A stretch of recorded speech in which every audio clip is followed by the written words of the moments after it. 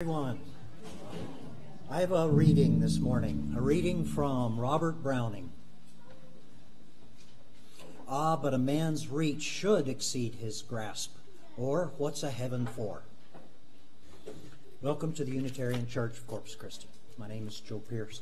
I get to wear three hats today, band, worship associate, and I get to lead the sermon. Our Reverend Chris Hockman is here with us, but not in the pulpit. We're giving her a break. Thank you all for coming. I'm honored to serve. We welcome you to our worship service. We celebrate this here each week. We're mindful of the principles of our free faith. To describe a little about what Unitarian Universalism is, I'll share with you some words from Reverend Shana Lingood. This is a place where you're welcome, where you're invited into a fuller relationship with yourself, with the spirit of life, with other people, to build a better world and to build a better you. Although we practice a free faith, it is one that requires responsibility. We have a church covenant, which is a shared agreement that we recite together each week, and it reminds us of our closely held values. The mission of our church is we learn, we lead, we love. No one has brought extra announcements. Please note that there are some announcements in the order of service. Does anybody need anything announced? Great. We'd like to welcome our visitors who are brave enough to let us know they're here. If there's anybody visiting who's interested, please stand and give us your name. We'd love to get to know you. Hi, my name is Beth. Ron and Dorothy's daughter. Great. From the Boston area. Nice to have you. Hi, my name's Dan. Agnes' son, visiting from Seattle. Great, Dan. Hi. Well, you're welcome. Please. Oh, hi. Well, I was just asking. Yeah. But now I brought my dog and my grandson, my other grandson.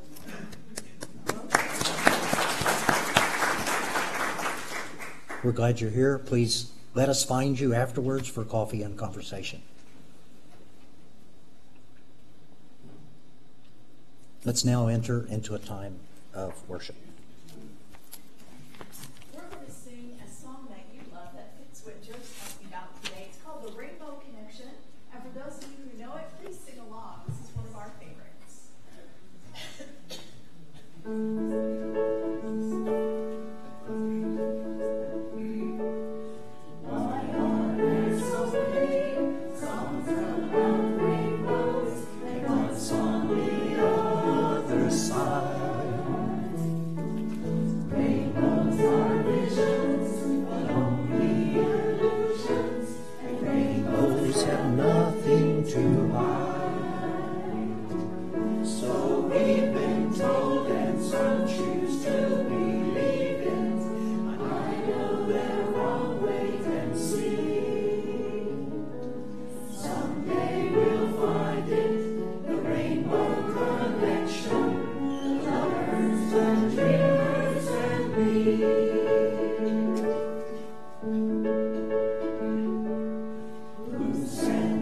Every wish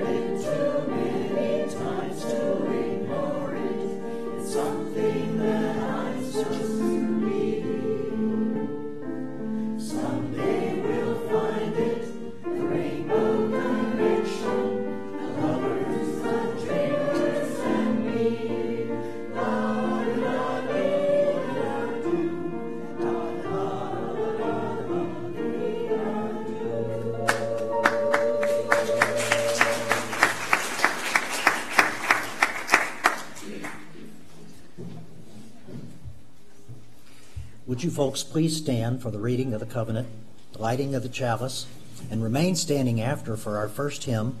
Peyton is going to come and light the chalice for us.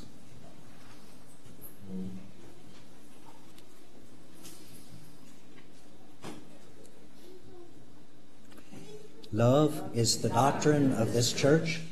The quest of truth is its sacrament, and service is its prayer. To dwell together in peace, to seek knowledge in freedom, to serve human need, to the end that all souls shall grow into harmony with the divine.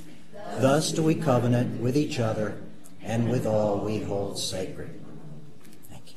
Please remain standing.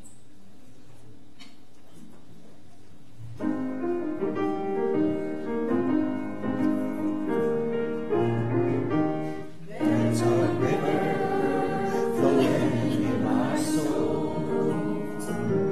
There's a river flowing in my soul, and it's telling me that I'm somebody. There's a river flowing in my soul. There's a river flowing in my heart.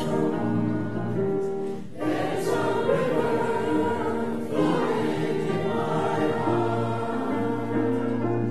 and it's telling me that somebody. There's a river flowing in my heart. There's a river flowing in my mind.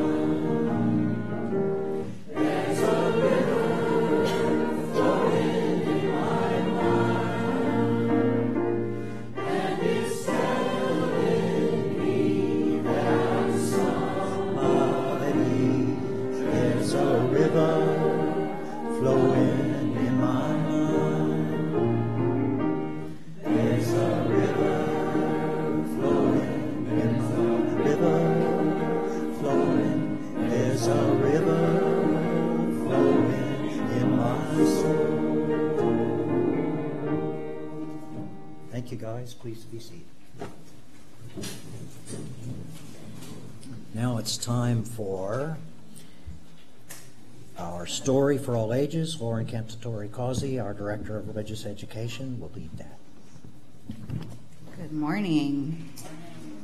I would like to invite our children and our young at heart down to our story quilt.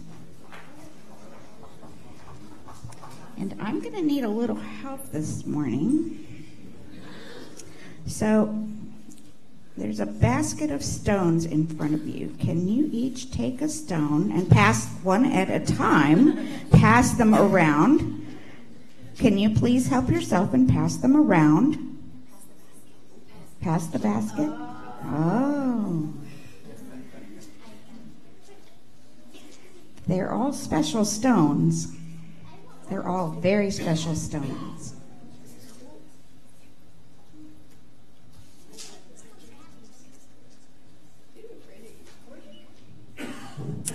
They are magic stones. So, bet you're all wondering why you're each holding a stone.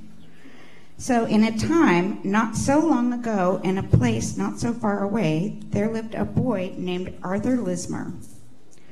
Arthur always had a pencil in his pocket because Arthur loved to draw. He drew clouds. He drew birds. He drew flowers. He drew many things. He drew pictures of stones. Well, why are you drawing a boring old stone, his friends would say. They're just gray. They're just rocks. And some of them aren't quite gray. Some of them are a little more bright. But a lot of you may have some plain rocks. Stones are beautiful, Arthur told them. Just look. Some stones have gold flecks. Some have tiny crystals. In the rain, a stone can change color, and in the sunshine, it can sparkle. Every stone is a treasure. Every stone is beautiful. Just look. So take a look at those stones. Arthur would draw pictures anywhere, anytime. He drew in the morning at the breakfast table. He drew during lunchtime at school. He drew on moonlit nights outside, surrounded by trees. He drew on train rides through the countryside. He even drew on Sundays in church. Put that away, his mother would tell him. And so Arthur would close his sketchbook and put his pencil in his pocket, and he would listen to their minister at the Unitarian Chapel in Sheffield. But sometimes during the service, he would still be thinking about drawing. When Arthur was 13, he went to a school just for artists. After he graduated, he sold his drawings to people, but he didn't make very much money at it. So when he was 26 years old, Arthur decided to leave England and sail across the Atlantic Ocean all the way to Canada. He got an axe and chopped up his desk, and he used the wood to build a trunk. Ooh, very creative. He put some clothes and his drawing paper and his pencils into the trunk, and he moved to Canada. The trees and the flowers and the animals in Canada were all new to Arthur, and all of them were beautiful. He traveled to many places, going to the mountains and the prairies and the lakes and the rivers of that great land, painting pictures of everything he saw. People liked his pictures. They liked seeing the world through his eyes. Most people hadn't traveled very far, and Canada is a very big country, so Arthur's pictures were like windows into a new world. In his pictures, people could see a river of snow flowing down a mountainside. They saw trees with great gnarly roots all twisted together. They saw a church and houses surrounded by fields of grain. They saw gray rocks colored bright red by the setting sun. They saw a tree bowing in the wind, and above it, little white clouds following each other across the sky, like little ducklings in a row. People had never seen those before. They just didn't realize how magnificent Canada was. Just look, Arthur said. Look and see. And I'm guessing when you guys go outside and look, you see things that we might not necessarily see if you look really close. So many people bought Arthur's pictures to put in their homes. People put his pictures in schools and in offices and even on postage stamps.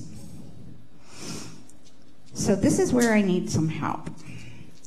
There is a bowl of water, and if you people with rocks would just dip, don't splash, your rocks into the water and pick them back up and take a look and see if you see something different on those rocks now that they're wet. You have a shiny one already, so you probably won't see much of a difference, but if you have a plain rock, it's like magic. So on Saturdays, he taught classes in a museum, people of all ages, all in the same room. Parents learned right along with their children. Arthur would talk for a while about the paintings, about the artists who created them, and where and when the paintings were made. And then he would ask everyone, what do you see in that picture? What do you think it means? What do you like? What kind of beauty is there for you? So, as you're looking at these rocks, can you see new things in them? And what do you think happens if we look at rocks in a different way, or plants in a different way, or people in a different way? We can see all kinds of things that we might not have noticed before. And so on Sundays, he taught children at his Unitarian church. Let's go outside, he would usually say. Let's go outside and see what we can find. Let's see. The end.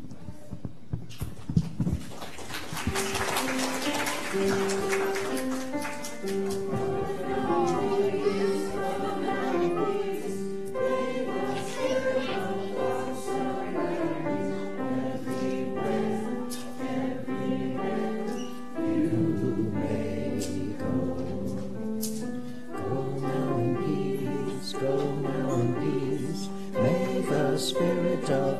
surround you everywhere, everywhere you may go.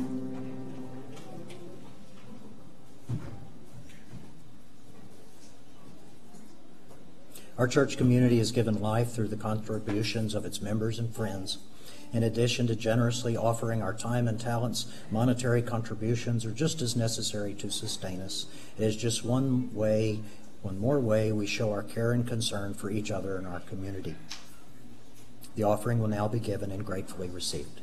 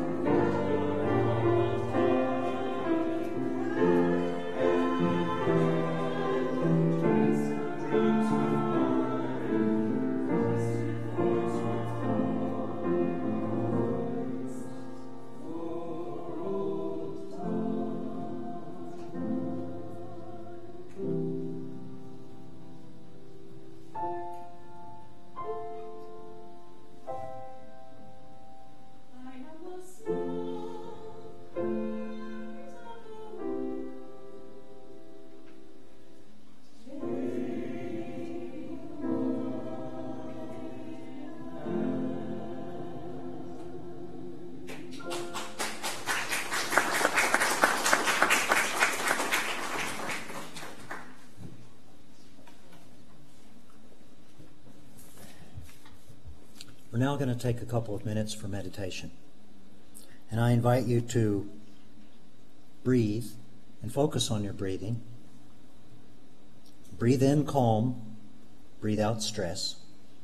Breathe in love and breathe out pain.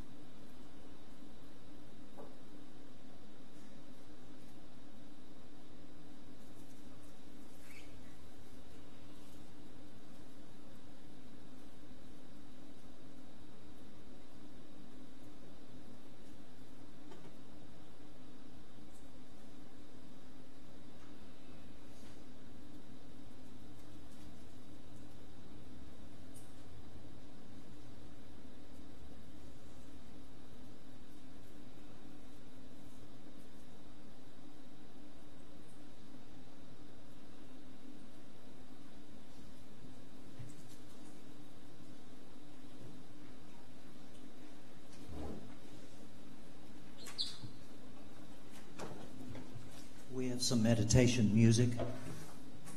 Please feel free to come up and light a candle if you wish during this song.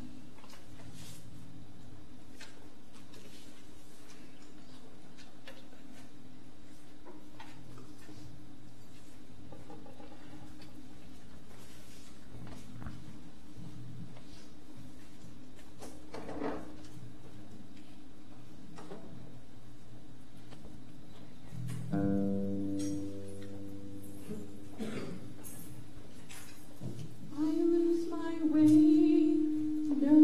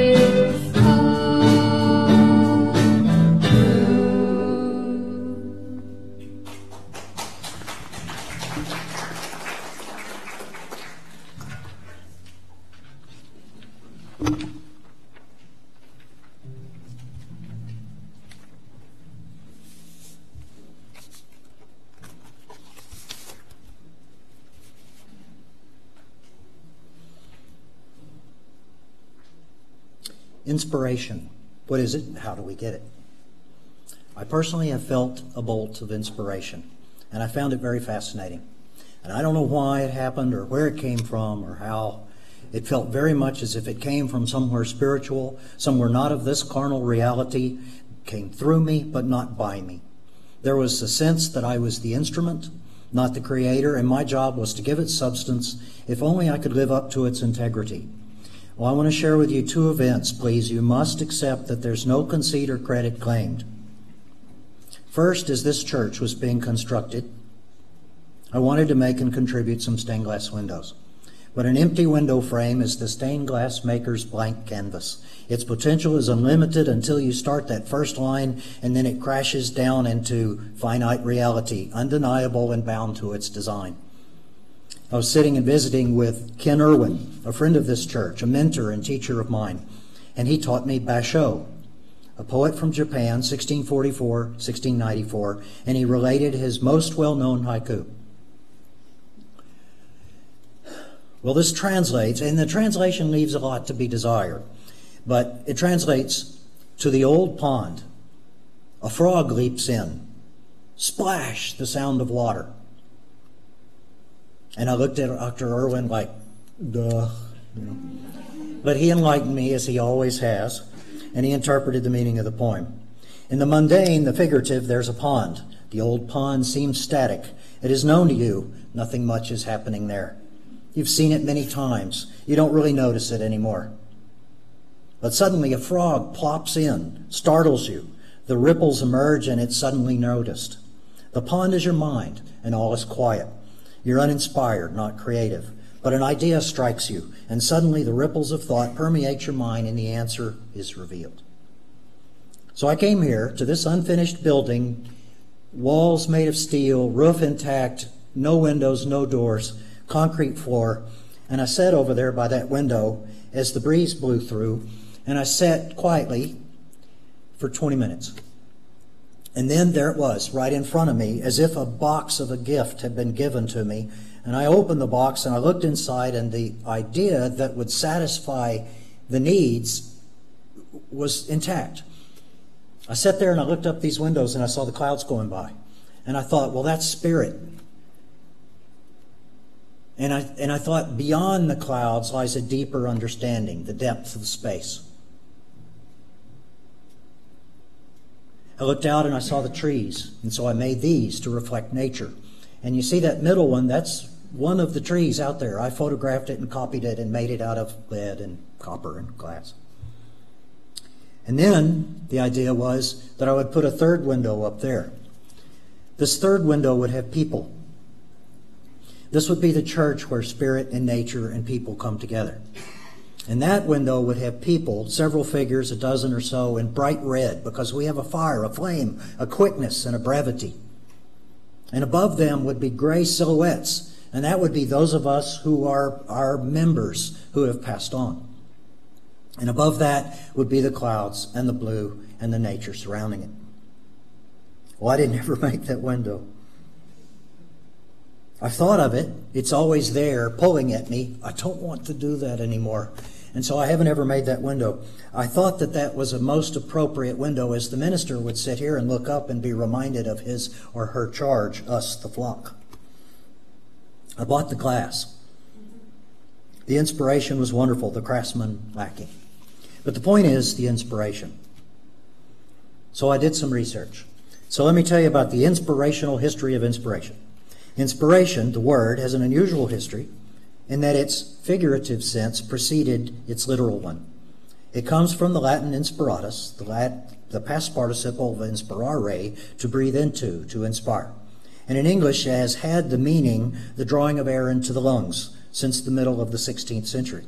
The breathing sense, this definition, is still common in medicine, of course, as is expiration, the act or process of releasing air from the lungs, or to die one's last breath.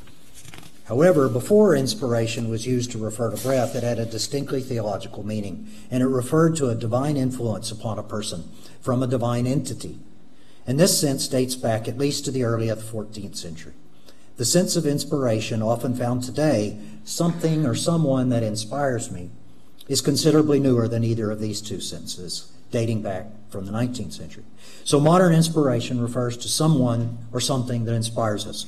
The earliest use of inspiration refers to divine influence. Interesting to me are these other words of similar derivation. Afflatus, A-F-F-L-A-T-U-S, a divine imparting of knowledge or power. If you read 19th century poetry, you'll find it there. But that's not to be confused with flatus, which is intestinal gas. There is, of course, an interesting irony there. Inspire, expire, breathe in, breathe out, inflate, conspire, aspiration. My second inspiration was more of a bolt. A poem came to me over 20 years ago while driving on South Padre Island Drive near Kostritz. It came almost complete. I just had to write it down quickly. I am no poet. I've never composed anything more than saucy limericks or a few haiku for my high school yearbook. And this poem came complete, and it was a lovely poem. And I'm not going to read it to you, but it was this idea. Hush, listen carefully, and you'll hear a sound. And that sound is a note. And the note is the love that my wife and I share. And if you listen a little closer, you'll hear a chord being played. And then you'll hear my children, my daughter and my son, and they add their notes. And those notes add to this song being formed. And then as we listen, we might hear in the future their children's song, and this song, this orchestra, this symphony growing. And if you listen closely, we'll still hear our part in it as we think back on our parents and our grandparents. And this song is the song of man. It's the song of love. Well, I couldn't think of that on my own. It came as a gift. The ancient Greeks believed that they got their inspiration from the Muses, the 9 mythical daughters of Zeus, and Mnemosyne, the goddess of memory. This is Rottenhammer of 1564 or 1626, somewhere in there. The Greeks thought that those 9 muses inspired human beings in all forms of knowledge and creative endeavor, including art, drama, geography, mathematics, philosophy, and of course, music, that soul-stirring art named after the muses themselves. Today, the muses are still with us. We muse when we think, meditate. We enjoy amusements. We seek knowledge in museums.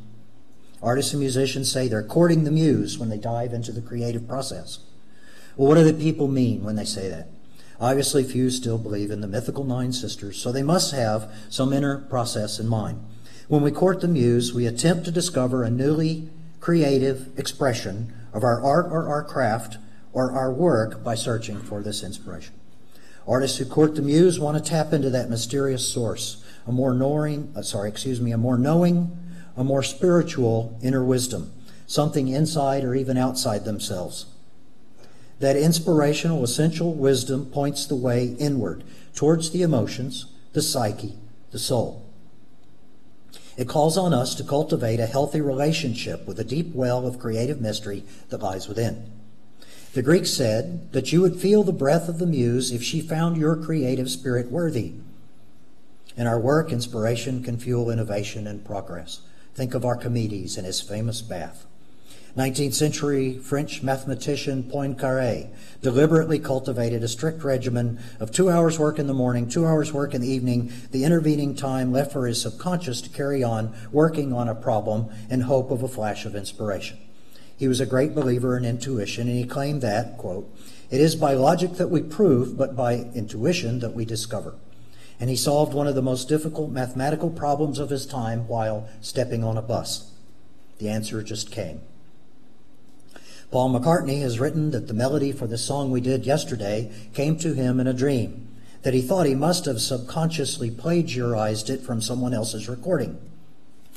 Neil Young has written, "I know there's a source where music comes through you and words come through you. I think some of the things that I write are mine, but I know some just come through me." Tori Amos said, "The songs just hang out, and they move and they come in. To me, the songs already exist. I'm just an interpreter for them." Comedian Mitch Hedberg said, "I write jokes for a living. I sit in my hotel room at night and I think of something that's funny, and then I go get a pen and I write it down. Or if the pen is too far away, I have to convince myself that what I thought of ain't that fun. Every artist wants to consciously create a place inside themselves that invites the spirit of inspiration to enter and stay a while. Perhaps that's why we love art. When true artists unearth their inspiration from that inner creative place they've managed to access and cultivate, we too want to experience it. When a great musician sings the blues, when a great painter creates a masterpiece, when a great actor shows us her deepest soul, their art allows us to briefly access those hidden mysterious places in our own inner landscape. Their inspiration inspires us, maybe why we say we're blown away. Christians speak of inspiration as a gift from God. Matthew was visited by an angel. This is Caravaggio's painting of Matthew and the angel. And note that his stool is tipped. He's hurrying to get there. He's scurrying to do what the angel is giving him. He doesn't want to lose it. Abdul Baha, writing on Baha'i, says, while you meditate, you are speaking with your own spirit. In that state of mind, you put certain questions to your spirit, and your spirit answers. The light breaks forth, and the reality is revealed. For anyone who wants to access the inner source of creative inspiration, who wants the light to break forth in their spirit, the Baha'i teachings recommend beginning with a regular daily practice of silent prayer and meditation. I read David Burns. I like him very much. He has written about Anders Ericsson, who wrote a book called Peak, and in it he introduces the concept of the 10,000-hour rule. The idea that you have to practice 10,000 hours to get to the point where you can then let your creative self flow past the mechanical needs of recreating it. He downplays the importance of native-born genius, even in people like Mozart, and he emphasizes the importance of deliberate practice, painstaking exercises to perfect some skill. Anyone who has observed excellence knows that Ericsson is basically right. Dogged work is the prerequisite of success. And yet there are some moments, after much steady work and after the technical skills have been mastered, when the mind and the spirit take flight. These moments of inspiration steal upon you, longed for and unexpected. Inspiration is a much-used, domesticated, amorphous, and secular word for what is actually a revolutionary, countercultural, and spiritual phenomenon. But what is it exactly? What are we talking about? Well, moments of inspiration don't quite make sense by normal logic. They feel transcendent, uncontrollable, irresistible. When one is inspired, time disappears or alters its pace. The senses are amplified. There may be goosebumps or shivers down the spine, a sense of being overawed by beauty. It's always more active than mere appreciation. There's a feeling, a thrilling feeling of elation, elevation, a burst of energy, an awareness of enlarged possibility. The person in the grip of inspiration has received, as if by magic, some new perception, some holistic understanding, along with the feeling that she is capable of more than she thought. He also writes in a book, The Social Animal, that we think of ourselves as a little guy up in the top at the CPU operating the computer of our bodies, in charge of dialogue and movements and thoughts and actions in ourselves. A little man up here who's directing. But in reality, we respond far more to the subconscious, its emotions and memories, than we ever realize. I suppose you could take this all too far. There's an old fable about a monk who followed the twitter of a bird into the forest. And when he returned to the monastery, he didn't recognize anyone, for he had been gone 50 years. Well, I searched more for the kind of inspiration that comes as a bolt. I called my nephew, David Pierce, who is a musical composer, for his income. He told me he has had such instances 12 or so times, but that he's put in lots and lots of hours preparing for them, and that he often felt frustrated that he couldn't write fast enough, that he wished he'd had more arms to get the music in his head quickly down onto paper. He relates instances of waking up and immediately recording or writing a song that's popped into his head during his sleep. He says many times the inspiration comes to him during mundane, mindless activities like mowing the lawn. But when intentionally searching for inspiration, he finds that the best time is very early in the morning. He gets up, he gets a coffee, he goes straight to his music room, and there he feels he's in the creative side more than the analytical. Perhaps his sleep state is closer, his dream state. And then if he gets a wisp of an idea, he lets it sit. He leaves it alone for a day or two to spend time with it and see what happens. I discuss these ideas also with my daughter Molly. She is very creative. She creates web design, marketing, advertising to pay the rent. She's a dancer, she's a singer, she's an actor. She creates for artistic pleasure. Molly Strong rejected the idea that inspiration comes from without, from the gods, and rather less on intaking than outputting. To be inspired, you must explore and actively consider, collect, and catalog mentally and spiritually, end quote. So then I found the Greek concept of daemons, which led to the Roman concept of genius, which in Islamic mythology is the same as genies. These are spirits born with us that live between the lives of God and men. Daemons were the precursors in mythology to what the Christians call demons and angels. The categorization of daemons into good and evil spirits that live within the intersection of earthly and spiritual planes. Socrates wrote about his daemon, his internal oracle, which spoke out whenever Socrates was about to behave wrongly, like a modern conscience. And during the Renaissance, we stopped saying someone had a genius, literally spirit, and began saying someone is a genius. We rationalized that idea. There's a running disagreement between modern-day writers, some of whom subscribe to something like a belief in a real muse, and others who dismiss such an idea in favor of an approach based on hard work and discipline. Daemonicists and behaviorists focus on the question of the creative muse and its real or imaginary nature. The behaviorists believe that your behavior, your creativity, can be modified and altered through hard work. Your muse might actually be real, but it doesn't descend from the heavens. It's here inside your skull. Writer's block is temporary, and all that it takes is for extra effort of willpower to overcome that stasis, or a new take on an old subject. The author is in control and decides when to get in and out of that block. But according to the demonicists, creative writing lies in that gray area between the subconscious mind as exemplified by meditation, lucid dreaming, altered states.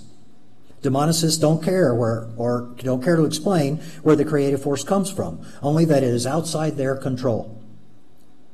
To them, this explains why some writers hear voices in their heads. They feel that they're writing faster than they can think, if something else is possessing their minds. The state of flow is often downplayed by non-writers or writers who have never experienced it in its full throttle. Skeptics of this state of flow refuse to believe that the intense trance-like condition described by those who have experienced it is meant to be taken literally. It's important to underline that demonicists do believe in habit and routine. They will always agree that the easiest way to scare off their muse is to not show up, or being lazy, or giving in to anxiety and procrastination. So this ancient idea of spirits communicating with us persists today through the muses, daemons, genius, angels, demons. I found a wonderful TED Talk by Elizabeth Gilbert. She's the author of Eat, Pray, Love. She says, I wrote a book. It was wildly popular, greatly successful. And she says, what the hell am I going to do now? She also talks about Ruth Stone, an American poet, and how Ruth writes her poetry. This is fun. When she was growing up in rural Virginia, she would be out working in the fields, and she said she could feel and hear a poem coming at her over the landscape. She said it was like a thunderous train of air, and it would come barreling down at her. And she said that when she felt it coming, because she knew it would shake the earth under her feet, she knew that she had only one thing to do at that point, and that was, in her words, to run like hell and get a piece of paper in the house and a pencil as she was being chased by this poem.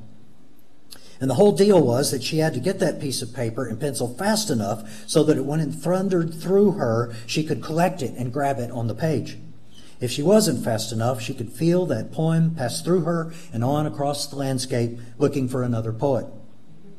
Sometimes she'd be almost quick enough to get to the house and find pen and paper, but the poem would pass through her, and just as she grabbed a pencil, she'd reach out with the other hand and she'd grab that poem and she'd pull it back inside. And in those cases, the poem would come up on the paper, perfect, intact, but backwards from the last words to the first. Solo Gilbert, who wrote Eat, Pray, Love, says that when she was in the middle of writing this book, she entered a place where she knew it wasn't working. She hated the book. She knew it was going to be a terrible book. Not only a terrible book, but the worst book she had ever written. No, probably the worst book ever written by any human. And she could not find the way out of it. And then she lifted her face and from the manuscript, and she spoke to an empty corner of the room, to her gin. I directed my comments and I said, listen, you thing, you and I both know that this book, if it isn't brilliant, it's not entirely my fault, right? Because you can see that I'm putting in everything I have, and I don't have any more than this. So if you want it to be better than this, you've got to show up and do your part of the deal, okay? But you know what? If you don't do that, then I'm going to keep writing, because that's my job, and I would please like the record to reflect today that I showed up and I did my part of the job. She says the great thing about this way of looking at creativity is that it doesn't pile so much pressure on the artist to produce a masterpiece. And it also doesn't allow her to get too big-headed if a masterpiece somehow appears. After all, she's only an instrument of the daemon or genius. You have to show up every day. You have to put in the hours at your desk. Painter Philip Gaston says, I go to my studio every day because one day I may go and the angel will be there. What do I do if I don't go and the angel came? My favorite interpretation of this idea of inspiration comes from the book and the movie What Dreams May Come. Richard Matheson. You may have seen the movie with Robin Williams. It's what's inspired me to follow this inquiry. Matheson conceives of heaven as a place where all of our souls go. It's a place where our souls reside, where we learn, where we play, where we study. And when we need new study, we come in earthly form back to earth in a shape like this, and we study a task and we learn. Earthly life is a lesson. A soul commits to returning in earthly form as a process of growing and learning. Then back in heaven, that soul can study further. But sometimes art, music, science, and heaven is researched there with limitless, unbound opportunity. And sometimes great art is shared with the living souls on earth through a process like a transmission. It's given to us living on earth who have the receptiveness and the capacity to take the gift and give it form. Thereby the gift is given by those in heaven to those of us on earth. And I find this heavenly transmission a very comforting allegory. So I'll conclude now with a quote from dancer, choreographer Martha Graham. Quote, there is a vitality, a life force, an energy, a quickening that is translated through you into action. And because there is only one of you in all of time, this expression is unique. And if you block it, it will never exist through any other medium, and it will all be lost. The world will not have it. It is not your business to determine how good it is, or how valuable, or how it compares with other expressions. It is your business to keep it yours clearly and directly, to keep the channel open. You do not even have to believe in yourself or your work. You have to keep yourself open and aware to the urges that motivate you. Keep the channel open. Thank you. Now we have a song from the band.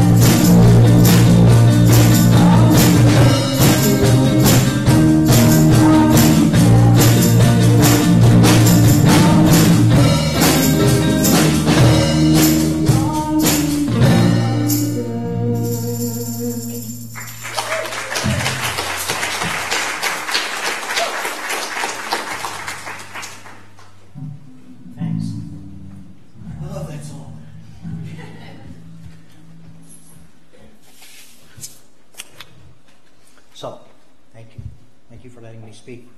Goodbye, my friends. Go in beauty, go in peace. Remember to listen deeply, see clearly, slow down and be aware, for there may be a poem looking for you.